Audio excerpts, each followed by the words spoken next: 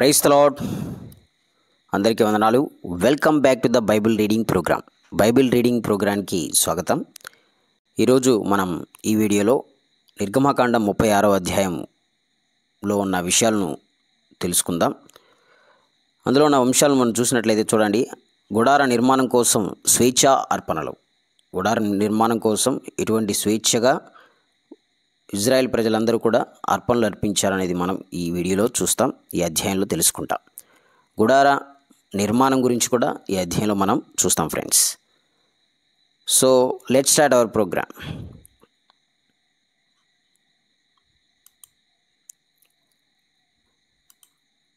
మొదటి వచనం. మోషే పవిత్ర స్థలంలో జరిగే సేవ కోసం అన్ని రకాల పనులు చేయడానికి బెసలేలు, అహోలియాబు మొదలైన ప్రతిభావంతులను నియమించాను. ఈ పనులు చేయడానికి యెహోవా వాళ్లకు జ్ఞానము, వివేకం ప్రతిపాదించాడు. వీళ్ళు ఆజ్ఞాపించినట్టు పనులు జరిగిస్తారు అన్నాడు. ఇక దేవుడు ఏం చేశాడు?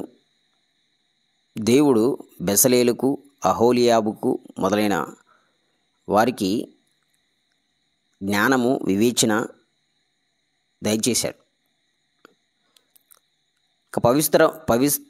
పవిత్ర స్థలంలో జరిగించే సేవ కోసం అన్ని రకాల పనులు చేయడం కోసం దేవుడు బెసలేలును, అహోలియాబును ఇంకా మొదలైన ప్రతిభావంతులను నియమించుకున్నాడు. వాళ్ళకి జ్ఞానం, వివేకం ఇచ్చాడు. అంటే దేవుడు జ్ఞానాన్ని, వివేకాన్ని ఇస్తాడు అనేది మనకి తెలుస్తుంది. వీళ్ళు యెహోవా ఆజ్ఞాపించినట్టు పనులు జరిగిస్తారు. ఇక బెసలేలు, అహోలియాబుతో పాటు యెహోవా ఎవరి హృదయాల్లో జ్ఞాన వివేకాలు ఉంచి ఆ పని చేయడానికి ప్రేరేపణ కలిగించాడో వాళ్ళందరినీ మోషే పిలిపించాడు. ఇక ఎవరికైతే దేవుడు వివేకము, జ్ఞానము ఇచ్చారో వీళ్ళతో పాటు బెసలేలు, అహోలియాబు వీళ్ళతో పాటు ఇంకెవరున్నారో వాళ్ళందరినీ మోషే పిలిపించాడు. ఇక వాళ్ళు వచ్చి పవిత్ర స్థలంలో సేవ జరగడానికి, పవిత్ర స్థలం కట్టించడానికి ఇజ్రాయేలు ప్రజలు తీసుకువచ్చిన సామాగ్రి అంతటినీ మోషే దగ్గర నుండి తీసుకున్నారు. అయితే ఇజ్రాయేలు ప్రజలు ఇంకా ప్రతిరోజు మనస్ఫూర్తిగా మోషే దగ్గరికి కానుకలు తెస్తూనే ఉన్నారు. ఇక పవిత్ర స్థలంలో సేవ నిర్మాణం కోసం, ఆ స్థల పనులు జరగడం కోసం, ఆ పవిత్ర స్థలాన్ని కట్టడం కోసం ఇజ్రాయెల్ ప్రజలు తీసుకువచ్చిన సామాగ్రిని అంతటినీ మోషే దగ్గర నుండి తీసుకున్నారు. ఎవరు? బెసలేలు, అహోలియాబు ఇంకా మొదలైన ప్రతిభావంతులు ఆ సామాగ్రి అంతటి తీసుకొచ్చారు. అయితే ఇజ్రాయెల్ ప్రజలు ఇంకా ప్రతిరోజు తీసుకొస్తూనే ఉన్నారు, ఏదో ఒకటి తీసుకొస్తూనే ఉన్నారు. తీసుకొచ్చి మోషే దగ్గర కానుకలు ఇస్తూనే ఉన్నారు. ఇంకప్పుడు పవిత్ర స్థలానికి చెందిన వేరు పనులు చేసే నిపుణులందరూ తాము చేస్తున్న పని వదిలిపెట్టి మోషే దగ్గరికి వచ్చారు. ఎందుకు వచ్చారంటే వీళ్ళు ప్రతిరోజు మనస్ఫూర్తిగా కానుకలు తెస్తూనే ఉన్నారు. ఎక్కువైపోయింది.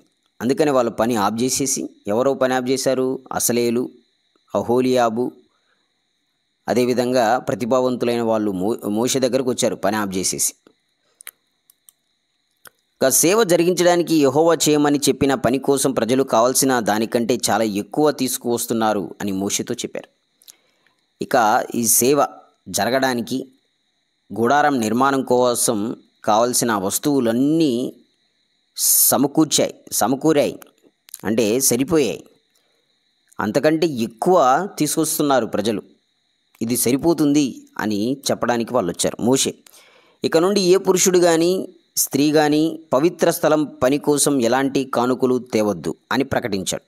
శిబిరం అంతటా ఈ విషయం చాటింపు వేయించారు. ఆ పని మొత్తం జరిగించడానికి సరిపోయినంత సామాగ్రి జమ అయ్యింది, అంతకంటే ఎక్కువగానే సమకూడింది. ఇంకా మోషే ఇజ్రాయెల్ ప్రజలందరితో, సమూహంతో ఇలా చెప్తున్నాడు. ఇప్పటి నుండి ఏ పురుషుడు కానీ ఏ స్త్రీ కానీ పవిత్ర స్థలం పని కోసం ఎలాంటి కానుకలు తేవద్దండి అని ప్రకటించాడు. శిబిరం అంతటా చాటింపు వేయించాడు. ఇంకా పని మొత్తం జరిగించడానికి సరిపోయినంత సామాగ్రి జమ అయిపోయింది. మీరేం తీసుకురావాల్సిన అవసరం లేదు, ఇక ఎక్కువగానే ఉంది అని చెప్తున్నాడు మోషే. ఇక ప్రజలు కానుకలు తేవడం మానేశారు. గుడార నిర్మాణం. ఇక్కడ మనం ఏం నేర్చుకోవచ్చు? ప్రభు సేవ కోసం, ప్రభు పని కోసం కావాల్సినవి ప్రజల్లోనే ఉంటుంది. ప్రజలు అది గుర్తించి ఆసక్తితో, ఆతృతతో, దేవుని మీద ప్రేమతో వాళ్ళు తీసుకొస్తూ ఉన్నారు కానుకలు. నీ దగ్గర ఉన్నది ప్రభు సేవ కోసం ఉపయోగపడితే ఇవ్వడానికి మనస్ఫూర్తిగా ఉండాలి. అది మనం ఇక్కడ నేర్చుకోవచ్చు. ఆ పని చేసిన వాళ్ళలో నిపుణులైన వారంతా నీలం, ఊదా, ఎర్రని రంగులతో వేసిన సన్నని దారాలతో దైవ సన్నిధి గుడారం కోసం కెరూబు నమూనాతో 10 తెరలు చేశారు. ఇక్కడ చూడండి. ఆ సన్నిధి నిపుణులైన వారంతా నీలం, ఊదా, ఎర్రని రంగులు కలిగిన సన్నని దారాలతో దైవ సన్నిధి గుడారం కోసం కెరూబు నమూనాతో 10 తెరలు చేశారు. ఎన్ని తెరలు? సన్నిధి గుడారం కోసం వాళ్ళు 10 తెరలు చేశారు. ఫస్ట్ ఈ 10 తెరలు ఎలా ఉన్నాయంటే నీలము, ఊదా రంగు, ఎర్రని రంగులతో సన్నని దారాలతో వేసిన గుడారం. ఇది 10 తెరలు అన్నమాట. ఈ దైవ సన్నిధి గుడారం కోసం ఈ గుడారం మీద ఏం డిజైన్ ఉంది? ఇప్పుడు ఏదైనా టవల్ మీద కానీ తివాచి మీద కానీ డిజైన్ చేస్తారు, డిజైన్లు వేస్తారు. అలాగే ఈ గుడారాల మీద కెరూబులు ఉంటాయి కదా, రెక్కలు విప్పుకున్న దేవుని దగ్గర కెరూబులు ఉంటాయి. అంటే అది కూడా ఒక రకమైన దేవదూతలు. ఈ కెరూబు నమూనాలతో ఆ గుడారాలు మొత్తం ఉందన్నమాట. 10 తెరలు. ఆ 10 తెరలు కూడా ఎలా ఉన్నాయంటే మీద కెరూబు నమూనాలు ఉన్నాయి, కెరూబు డిజైన్స్తో ఉన్నాయి. అది ఏ రంగులో ఉంది? బ్లూ, పర్పుల్, ఎర్రని రెడ్ రంగు, అంటే రెడ్ కలర్తో వేసిన సన్నని దారాలతో ఉందన్నమాట. అది మనం చూస్తాం.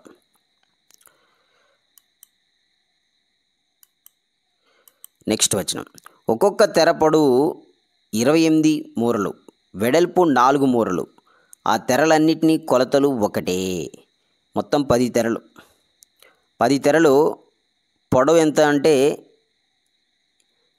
28 మూరలు. వెడల్పు ఎంత అంటే ఇది పొడవు ఎంత అంటే 28 మూరలు, వెడల్పు 4 మూరలు. ఇలా 10 తెరలు ఉన్నాయి. ఆ కొలతలన్నీ ఒకటే. 5 తెరలు చొప్పున 2 జతలుగా ఒకదానితో ఒకటి కూర్చారు. ఇక్కడ ఏంటంటే 10 తెరలు ఉన్నాయి కదా, ఈ 10 తెరలను 2 భాగాలుగా చేసి 5 అనే 2 భాగాలు చేశారు, విడగొట్టి 5 తెరలు మొత్తం కలిపేసి ఒక కూర్పుగా ఒకదానిగా చేశారు. మరొక 5 తెరల మొత్తం కలిపేసి ఒకదానిగా చేశారు అనేది ఈ 10వ వచనం మనకు చెప్తుంది. ఇక ఒక తెరల కూర్పు చివరి తెర అంచున నీలం రంగు నూలుతో ఉంగరాలు చేశారు. ఉంగరాలంటే ఇప్పుడు మనం చొక్కాకి గుండీలు పెట్టుకుంటాం చూసారా, అలా అన్నమాట. మనం కర్టన్స్ మనం ఇళ్ళలో మనకి దర్వాజాలకి, కిటికీలకి ఈ ఉంగరాలంటే గుండీలు పెట్టుకోవడానికి డిజైన్స్ చేస్తూ ఉంటారు కదా, అలాంటిదన్నమాట.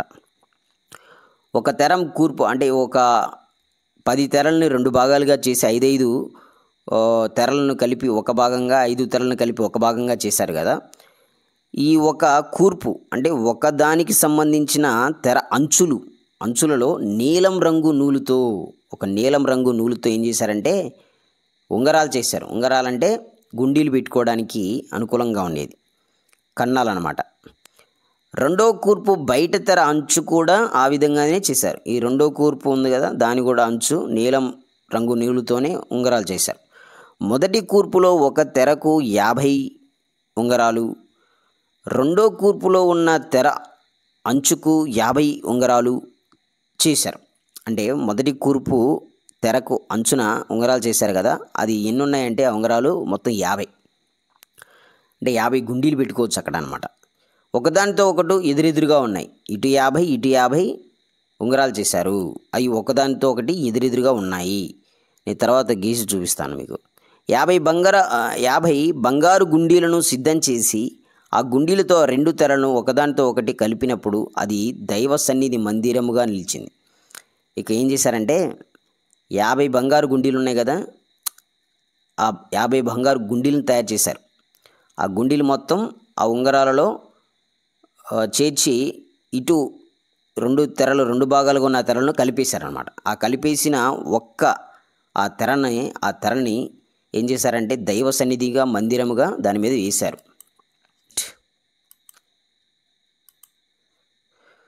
దైవ సన్నిధి మందిరం పైకప్పుగా మేక వెంట్రుకలతో 11 తెరలు సిద్ధం చేశారు. ఇప్పుడు ఇంకొక తెర తయారు చేశారు. అది దేంతో తయారు చేశారంటే మేక వెంట్రుకలు ఉంటాయి కదా, ఆ మేక వెంట్రుకలతో 11 తెరలు చేశారు. ఇదివరకు 10 తెరలు, ఇప్పుడు 11 తెరలు. ఆ ఒక్కో తెర పొడవు 30 మూరలు. ఇందాకలేమో 28 మూరలు, ఇప్పుడేందో 30 మూరలు. వెడల్పు 4 మూరలు. ఇలా ఆ 11 తెరలను కొలతలు ఒకటే. 5 తెరలను ఒక కూర్పుగా, 6 తెరలను ఒక కూర్పుగా చేశారు. ఇక్కడేంటంటే పైకప్పుగా ఇంకొక తెరను తయారు చేశారు. ఆ తెర మొత్తం 11 తెరలను తయారు చేశారు. 2 భాగాలుగా చేశారు దీన్ని. కాకపోతే ఒక దాన్ని 11 తెరలను కొలతలు ఒకటే. 5 తెరలను ఒక కూర్పుగా చేశారు, 6 తెరలుగా ఇంకొక కూర్పు చేశారనమాట. అర్థమవుతుందిగా అని చెప్పేది. మొదటి కూర్పులో బయట తెర అంచుకు 50 ఉంగరాలు ఉన్నాయి. మొదటి కూర్పులో బయట తెర అంచుకు ఎన్ని ఉంగరాలు ఉన్నాయి? 50 ఉంగరాలు ఉన్నాయి. రెండవ కూర్పు బయట తెర అంచుకు 50 ఉంగరాలు ఉన్నాయి. అటు ఇటు ఎదురెదురుగా ఉన్నాయన్నమాట. వాటిని ఒక గుడారంగా కలపడానికి 50 ఇత్తడి గుండీలను ఉపయోగించారు. ఈసారి అయితే ఇత్తడి గుండీలు. మొదటి తెర కూర్పుకి బంగారు గుండీలను యూజ్ చేశారు. అది కూడా 50. ఎర్ర రంగు వేసిన పొట్టేళ్ల తోలుతో గుడారం కప్పును గండు చేప తోళ్లతో దానికి పైకప్పును సిద్ధం చేశారు. ఇక దానికి ఆ పైకప్పును ఎలా తయారు చేశారంటే ఏ తోళ్లతో తయారు చేశారు? ఎర్ర రంగు వేసిన పొట్టేళ్ళు ఉంటాయి కదా, ఆ పొట్టేళ్ల తోళ్లతో గుడారం కప్పారన్నమాట వాళ్ళు. ఇక గండు చేప అంటే ఇక సముద్రంలో నివసించే డాల్ఫిన్ లాంటిది. ఆ డాల్ఫిన్ లాంటి తోలును తీసుకొచ్చి పైకప్పును సిద్ధం చేశారు. ఇక దైవ నివాసమైన మందిరం కోసం తుమ్మకర్రతో నిలువు పలకలు చేశారు. ఈసారి ఇక నిలువు పలకలు, చెక్కలు అన్నమాట, చెక్క దిమ్మలు. నిలువు పలకలు అంటే చెక్క దిమ్మలు. నిలువుగా ఉండే చెక్క దిమ్మలను తయారు చేశారు. దేనితో తయారు చేశారంటే తుమ్మకర్రతో. ఒక్కొక్క పలక పొడవు 10 మూరలు. అంటే ఒక్కొక్క చెక్క దిమ్మ పొడవు ఎంత? 10 మూరలు పొడవు.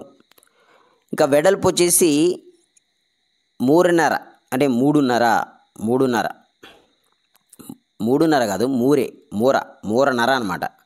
మూరన్నర వెడల్పు. ఇక 22 కాదు, ఇది 22వ వచనం. ప్రతి పలకకు ఒకదానికొకటి సమానమైన నిడివిలో 2 కుసులు చేశారు. అదేవిధంగా పలకలన్నిటికీ అమర్చారు. మొత్తం ఇన్ని పలకలు తుమ్మకర్రతో చేసింది. ఒక్కొక్క పలక పొడవు ఇచ్చారు. మొత్తం ప్రతి పలకకు కూడా ఎన్ని పలకలు చేస్తే అన్ని పలకలకి, అంటే అన్ని చెక్క దిమ్మలకి కూసులు ఏర్పాటు చేశారు. 2 కూసులు అంటే ఒక చెక్క దిమ్మకి 2 కూసులు ఉన్నాయన్నమాట.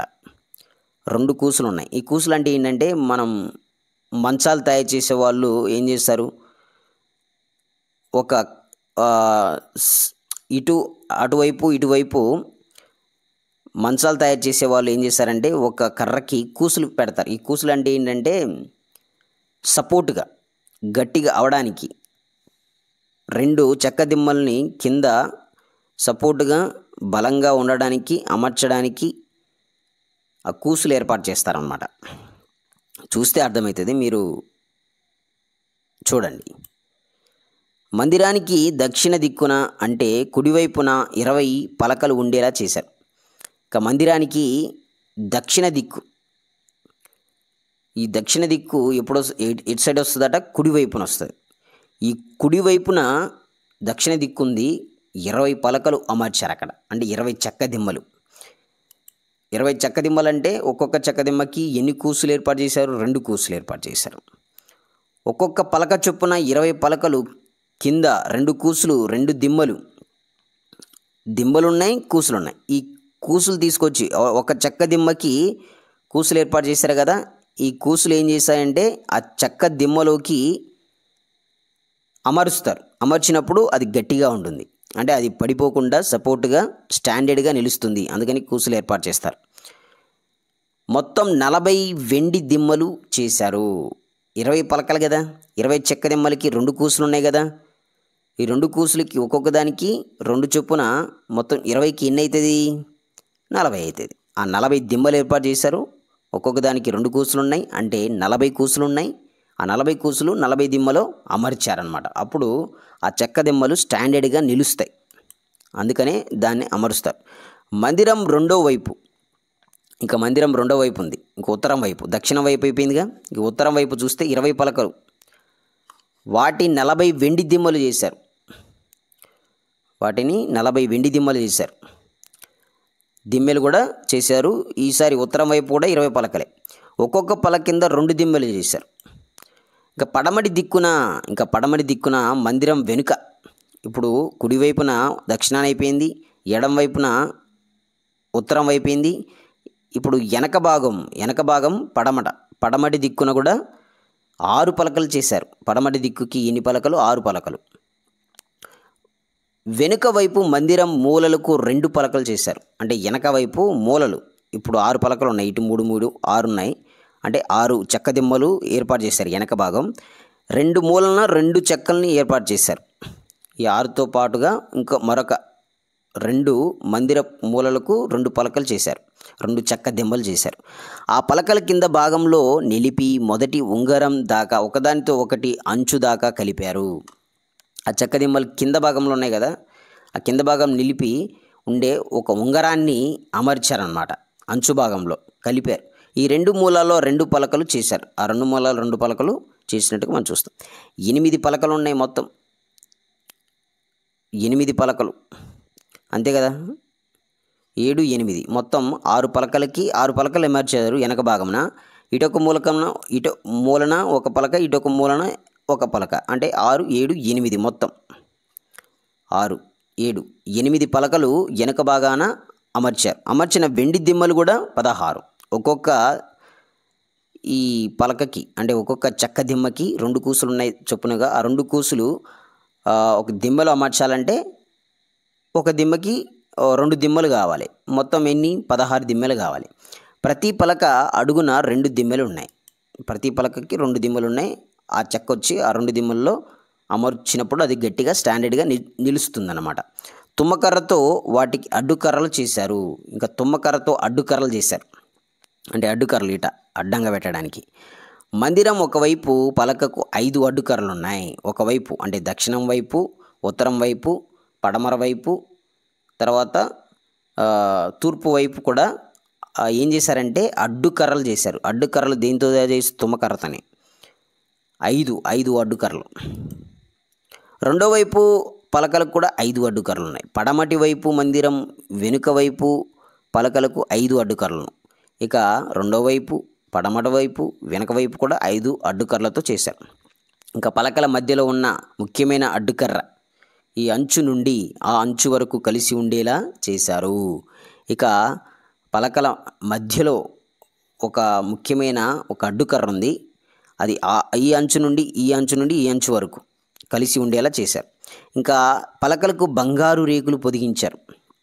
ఇంకా బంగారంతో పోత పూశారన్నమాట. ఆ పలకలకి మొత్తానికి, ఆ చెక్క దిమ్మలకి మొత్తానికి, ఆ ఉంగరాలకి మొత్తానికి ఏం చేశారంటే, ఆ చెక్క దిమ్మలన్నిటికీ ఏం చేశారంటే పూత పూశారు. దేంతో? బంగారంతో.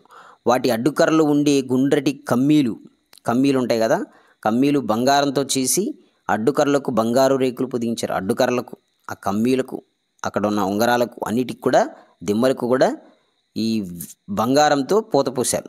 నీలం, ఊదా, ఎర్రని రంగులు గల సన్నని నారాతో పేని అడ్డుతెరను సిద్ధం చేశారు. అడ్డుతెర లోన అడ్డుతెర సిద్ధం చేశారు. అది ఎలా ఉంది? నీలం రంగు, ఊదా రంగు, ఎర్రని రంగు కలిగి ఉందన్నమాట.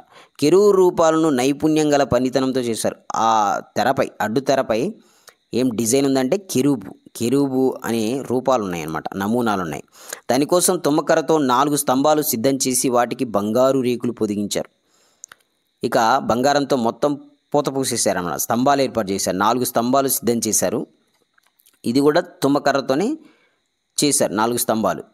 ఇక వాటి బంగారపు కొక్కెల కోసం 4 వెండి దిమ్మలు పూత పూశారు. ఇక వెండి దిమ్మలు ఉన్నాయి. వాటికి కొక్కెలు అంటే దీన్ని అటాచ్ చేయడానికి, కనెక్షన్ చేయడానికి కొక్కెలు వేస్తారు. ఈ కొక్కెల కోసం 4 వెండి దిమ్మలు, వెండితో 4 దిమ్మలు చేశారు. వెండితో కాదు, వెండిని పూత పోశారు ఆ 4 దిమ్మలకి. గుడారం ద్వారం కోసం నీలం, ఊదా, ఎర్ర రంగుల దారాలతో పేనిని సన్నని నారతో అడ్డుతెరను చేశారు. గుడారం ద్వారం ఇంకా మధ్యలో ఒక అడ్డుతెర అయిపోయింది. ఇప్పుడు గుడారం ద్వారం ఉందిగా, ఎంట్రన్స్కు కూడా ఒక అడ్డుతెరను చేయించారు. అది కూడా నీలం, ఊదా, ఎర్ర రంగు దారాలతో ఉందన్నమాట. దాని 5 స్తంభాలు, వాటి కొక్కెలు తయారు చేశారు. దానికి కూడా 5 స్తంభాలు, కొక్కెలు తయారు చేశారు. ఆ స్తంభాలకు, వాటి కొక్కెలకు, వాటి పెండె బద్దలకు బంగారు రేకులు పొదిగించారు. ఇంకా బంగారు రేకులతో, ద్వారం దగ్గర బంగారు రేకులతో పూత పోశారనమాట. బంగారంతో మొత్తం పూత పోశారు. అంటే బంగారంతో దాన్ని సెట్ చేశారు. వాటికి ఉన్న 5 దిమ్మలు ఇత్తడివి. ఇంకా 5 దిమ్మలు ఏంటి? ఇత్తడివి. అక్కడ 4 దిమ్మలు వెండి దిమ్మలు. సో ఇది ఫ్రెండ్స్, ఈ అధ్యాయంలో మనం చూశారు కదా. ఒక్కసారి మీరు యూట్యూబ్లో కానీ గూగుల్లో కానీ మీరు చూడండి. నేను ఆ పిక్చర్స్ని పెట్టట్లేదు, అది కాపీరైట్ పడుతుంది కాబట్టి మీకు చూపించట్లేదు. సో ఒకసారి మీరు నిర్గమకాండం 36వ అధ్యాయం కొడితే చాలు, దానికి సంబంధించిన పిక్చర్స్ వస్తాయి, వీడియోస్ వస్తాయి. ఒకసారి చూస్తే మీకు ఈజీగా అర్థమైపోతుంది దానికి సంబంధించిన నిర్మాణం ఎలా జరిగింది అనేది కూడా. So thanks to everyone. Gospel message to the world. All glory to God alone.